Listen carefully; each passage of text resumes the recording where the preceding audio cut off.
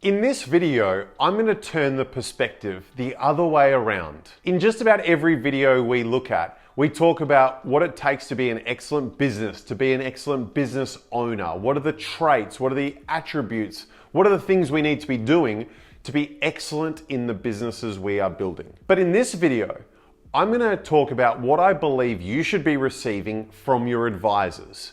Whether that's an accountant, whether that's a marketing expert, whether that's a sales consultant, whether it's a consultant in general. What are the traits a good advisor should have? And are the people around you bringing that to the table? Before we get started, I'm going to make two assumptions. Firstly, the person knows what they're talking about. They are technically competent and accurate in what they do. They're not a charlatan. They are genuinely good at what they do. And the second part is that they're trustworthy. Now let's look into the details of what makes an excellent advisor. The first trait is I believe there's beauty in simplicity. It's my responsibility as an advisor to be across all the detail. And if I understand all the detail, I then can't help but trust that the big picture is going to be accurate.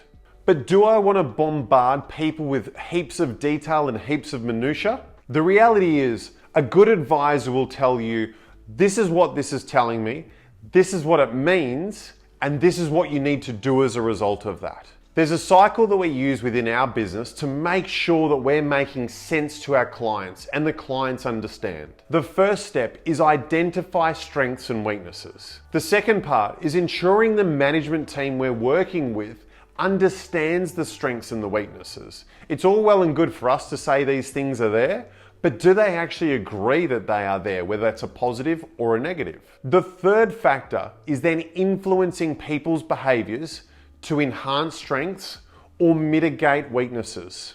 And the fourth step is what is the action plan we're going to do to achieve those objectives. And that should work in a nice cycle where you continue that loop on an ongoing basis. There are people we work with who want to get right into the detail when you have a meeting with them.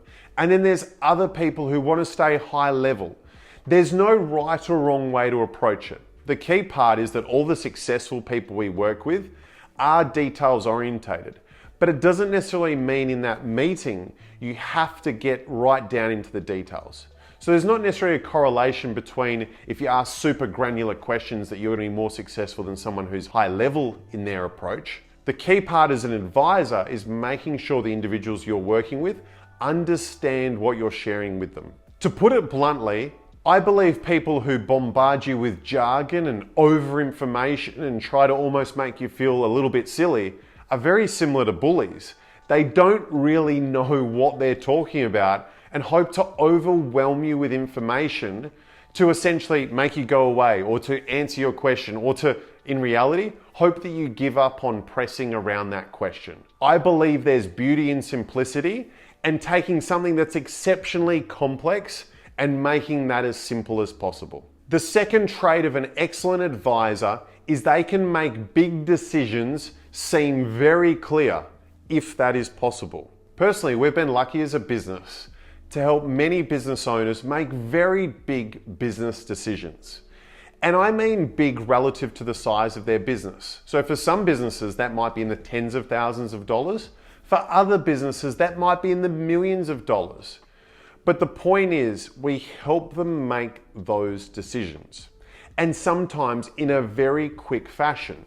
You might think, well, shouldn't we take our time? Shouldn't we take these things slowly? The reality is, really good decisions often leap off the page at you. Some things that might be very big in isolation as an investment can be dwarfed by the returns that they generate for you. Good decision making should be a culmination of everything you've learned about the business to that point. So you could make a half an hour decision, but that's the result of working with somebody for 6 months, 2 years, 5 years, that you come to that decision. As an advisor, you should share what your assumptions are, you should understand what's at stake, and the intensity and effort you put into that decision making shouldn't matter around what the dollar value is for that individual. Whether it's $50,000 or $50 million, it's just as important to both of those businesses. The last part around making a big decision, I think an advisor should be willing to say, what would I do if I was you? It would ideally be a hell yes. And if it's not a hell yes, you really need to ask yourself, is this worth going ahead with? Plus, what's at risk? What's at stake? If it's not a hell yes and you're not going to lose everything, then hey, maybe it is worth that investment or worth taking a chance on that. But if it's not a hell yes, and if it goes wrong and you lose everything, you might really need to reconsider whether you go ahead with that. So as an advisor, what would you do if you were the business owner? The third trait of an excellent business advisor is, do they listen to your questions and do they answer your questions? It's so important and so obvious that your questions get answered. We said in one of the earlier traits, do they bombard you with jargon? Well, this is similar to that. If somebody asks you what the day is, do they tell you it's Wednesday? Do they tell you it's Friday? Do they tell you what the actual day of the week is? You should expect the same thing from your advisor. Now, if they don't feel comfortable giving an answer around something, they should at least give you a perspective or a reference point to share. At the very least, they should say, I'll look into it. And if you don't feel like your question has been answered in an appropriate fashion from somebody you would expect an answer from, you need to question that relationship from your advisor.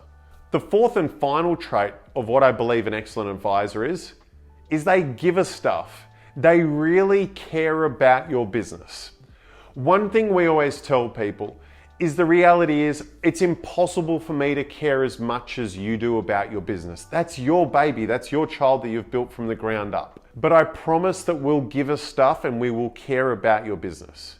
This is something that you have to make an assessment for yourself as to whether you feel like the advisors you work with are passionate about your business and really care about the outcome. They know that even if the world collapses, that they'll still be able to survive the next day. Will it really hurt them if the business doesn't go the way they want?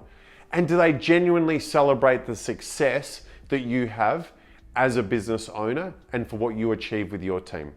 This one's quite subjective, but I think you'll have a feel around the people you work with that demonstrate those attributes versus the ones who don't. They're the 4 traits of an excellent advisor. Firstly, there's beauty in the simplicity. They take the jargon and make it as simple as possible so you understand what they're actually talking about and turn it into actionable items.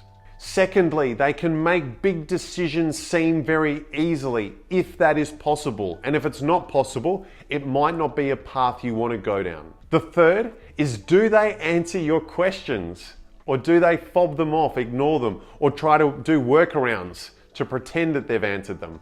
And the fourth is, do they really care about you and your business?